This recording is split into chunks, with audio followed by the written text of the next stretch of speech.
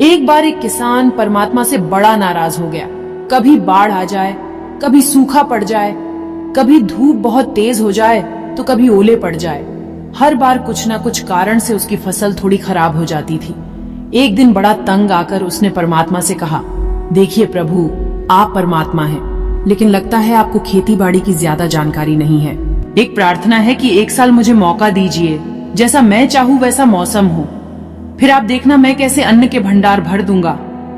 परमात्मा मुस्कुराए और कहा, ठीक है, जैसा तुम कहोगे वैसा ही मौसम दूंगा, मैं दखल नहीं करूंगा। किसान ने गेहूं की फसल बोई। जब धूप चाही तब धूप मिल गई, जब पानी चाहा तब पानी मिल गया। तेज धूप, ओले, बाढ़, आंधी तो उसने आने ही नहीं दी। समय के साथ फसल बढ़ी और किसान की खुशी का ठिकाना न रहा, क्योंकि ऐसी फसल तो आज तक कभी हुई ही नहीं थी। किसान ने मन ही मन सोचा, अब पता चलेगा परमात्मा को कि फसल कैसे उगाते हैं। बेकार ही इतने बरस हम किसानों को परेशान करते रहे। कुछ समय बाद फसल काटने का समय आ गया। किसान बड़े गर्व से फसल काटने गया, लेकिन जैसे ही फसल काटने लगा, एकदम से छाती पर हाथ रखकर बैठ गया। अरे ये क्या, गेहूं की एक भी बाली के अंदर गेहूं नहीं था, सारी बालियां अंदर से खाली थीं। बड़ा दुखी होकर उसने परमात्मा से कहा, हे प्रभु, ये क्या हुआ? तब परमात्मा बोले, ये तो होना ही था। तुमने पौधों को संघर्ष का जरा सा भी मौका नहीं दिया, न तेज धूप में उनको तपने दिया, न आंधी ओलों से जूझने दिया।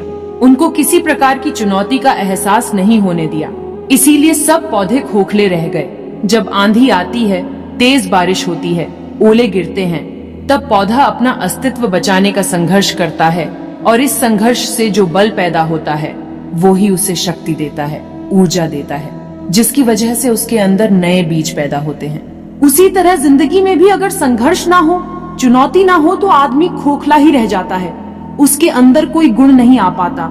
ये चुनौतियां ही हैं जो आदमी के अंदर ऊर्जा पैदा करती हैं, उसे जीने का, कुछ कर दिखाने का मकसद देती हैं, हर दिन एक नया काम देती हैं। सोचो, अगर ये सब ना हो तो जिंदगी कैसी होगी?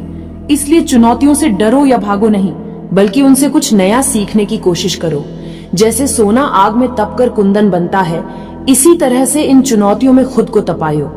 फिर देखना आपका वो व्यक्तित्व सामने आएगा जिसे दुनिया सलाम करेगी और आप खुद उससे प्यार करेंगे।